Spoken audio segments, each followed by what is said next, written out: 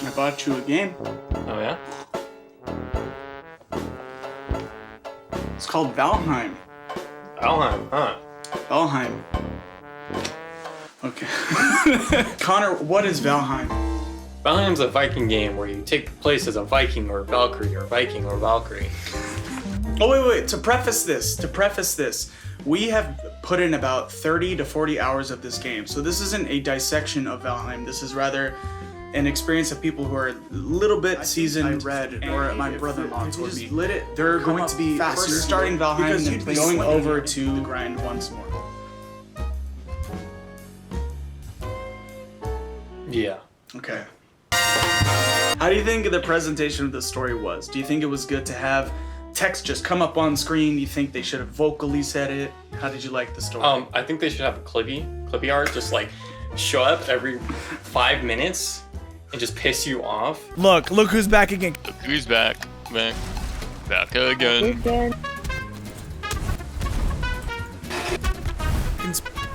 Hurry, fuck away. I know I made the hoe. I just killed you. Dude, oh my god, this fucking dude! Bro!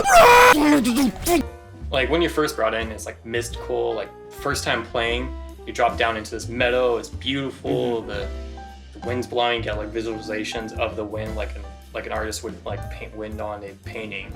And like the fog is like just hanging barely on the hills if you end up finding like a wide open meadow.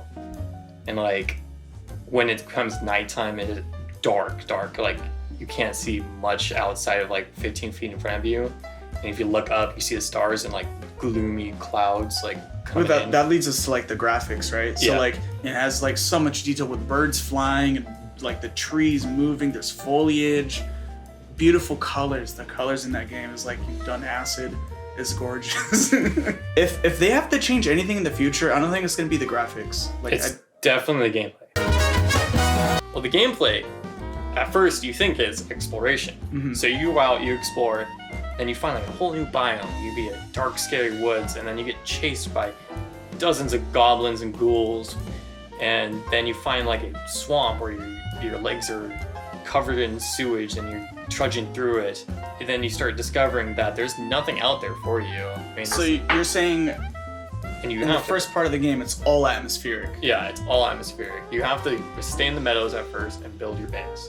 And building a base can be fun. I love base building, but like you have to have like friends to be able to gather like most of the materials you want for a big ass base, you know? It feels like you're doing chores in order to get to the point of having a livable space. Right. And it also depends on your scope or vision. Leading into the other problems that we'll discuss later, you can't just have a small shack. You need a big base. Right.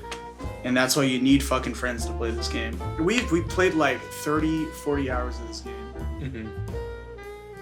It's fun the first time. It's a dick smushing time for the second time. Why is that? Because you know what you need to get done, and what you need to get done is a chore rather than like a gameplay object to get over. Obstacles in that game is just time, and when an obstacle is just time, it just feels like you're wasting it rather than enjoying the game. The first time running through, you don't know what's ahead of you. So that grind feels meaningful. You're like, okay, wood, yeah, it's taking a long time to get wood, but I gotta make a giant base. I gotta do this and do that. But then once you do all that shit, what is there to do? And that is to explore, but like there is no real benefit to exploration other than your own fun. And then there's only once you've been to like all the biomes, at least once you've been to all the biomes. That's the problem with procedurally generated games is once you've been there, you've been to all of them. And then there's no real benefit to finding chests or anything. There's like you would get like small. Get a fucking torch. You get a torch. Wow, just arrows and a fucking torch. They need to have equipment in chests you find, so you actually feel like you get that little hit of dopamine in your head when you find something cool in a dungeon that's outside of just garbage. I guess it's kind of unfair to say there's not much to do because there's like really like high-end furniture that you could create and stuff. But like, is that enough motivation for you to keep playing the game because it doesn't feel like that's a part of the end game. That's just like a supplemental thing you would do. Whereas in like Minecraft, most items, if not all, have a purpose. Whereas here, what the fuck am I gonna do with like a pile of rubies? And I haven't found a trader. Have you still found a trader in your game? No, I've been through like 3 or 4 different worlds, and like a couple of them I cheated and just went around flying around just looking around the world, and I never even saw a trader then either. One great thing they did add is a teleporter, so you can build a base in one part of the world and teleport to the next part, but you can't bring ore through it. You can't bring smelted ore through it, so... But they thought of this, Connor. They already know that you have to use a cart and travel with the cart all across, or put it on a boat, and that takes a long time. We had the wind turret back where we're going so fucking slow. It artificially extends the time limit, the time you put into the game. So you end up just like falling asleep, listening to a podcast. It's a Euro Truck Simulator in a beautiful world. Yes, it's a single player game, but it benefits from being an online game. The reason why is that you can go and help your friends do these long, strenuous tasks. For the most part, that's fine, but those tasks still take a really long time, even when you're with a friend. We spent all day yesterday just chopping fucking wood, just to build the house, and then we had to build a raft, and then more chests, more wood, more wood, more wood. That's like half the game. Yeah, some people would enjoy that, and it is satisfying to chop down trees and watching them fall down, right? Like domino. More games need that, but once you've done it like 1,000 times, like the satisfaction just goes away, and you still like have a base that you need to build. And that's why, like in Minecraft, it doesn't waste your time. You just go, even with your hand, and you have wood. You're ready to go. What do you think about the building mechanics? The building mechanics in Valheim is amazing, but at the same time frustrating, because it'll like lock on to things that you don't want it to. It'll go slightly just off, so you'll have like a tiny crack in the house that you have to figure out a way of sealing it up, but they don't limit you.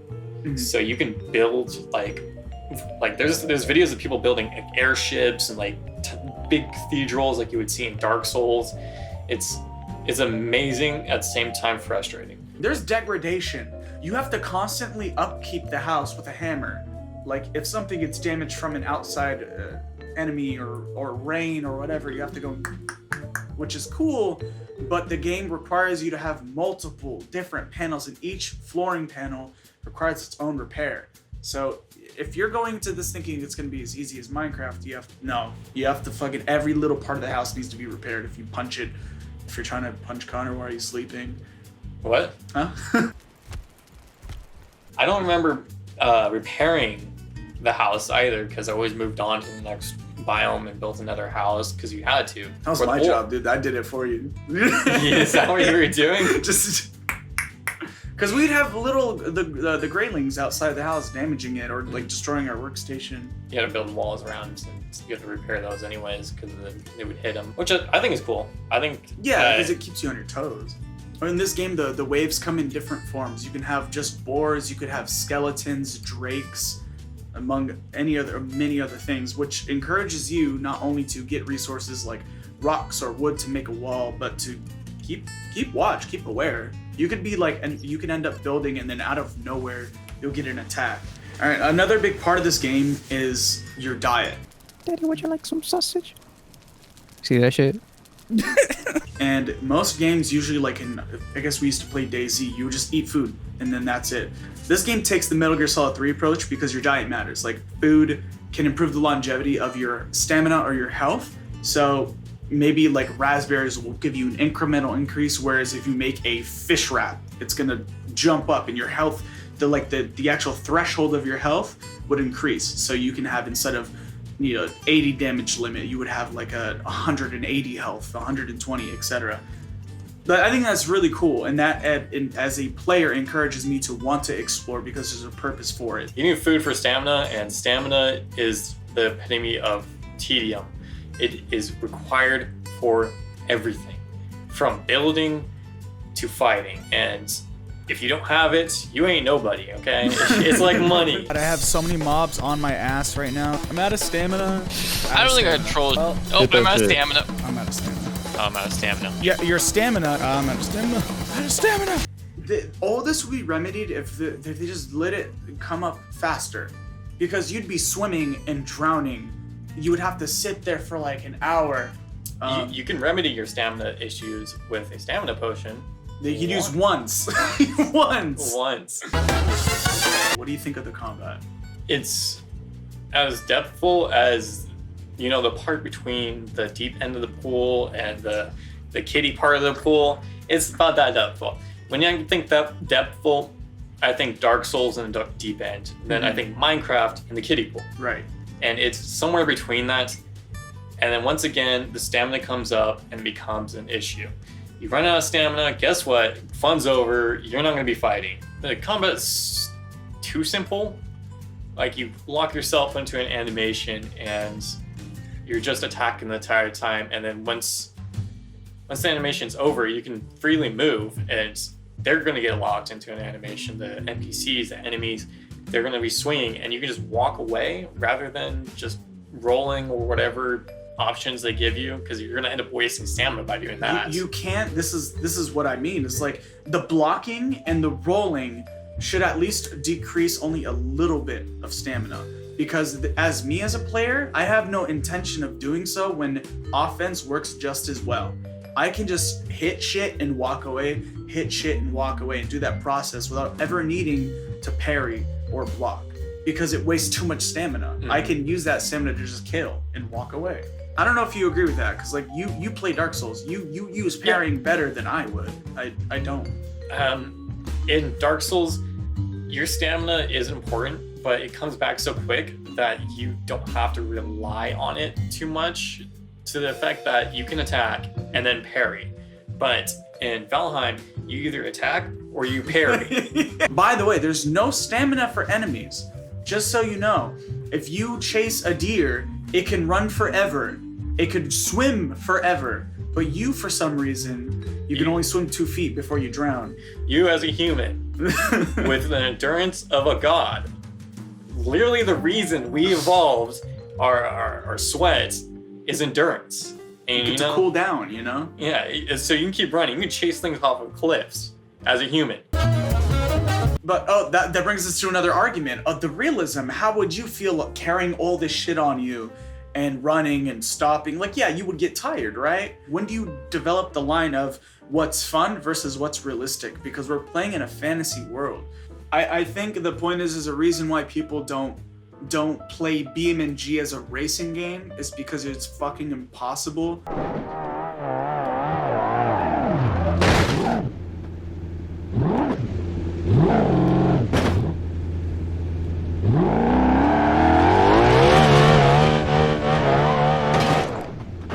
This is why people choose Gran Turismo or Forza.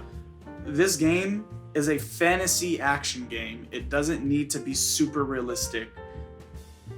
We flew in on a fucking bird and dropped down and we didn't die, but I jump off a rock and I break my legs.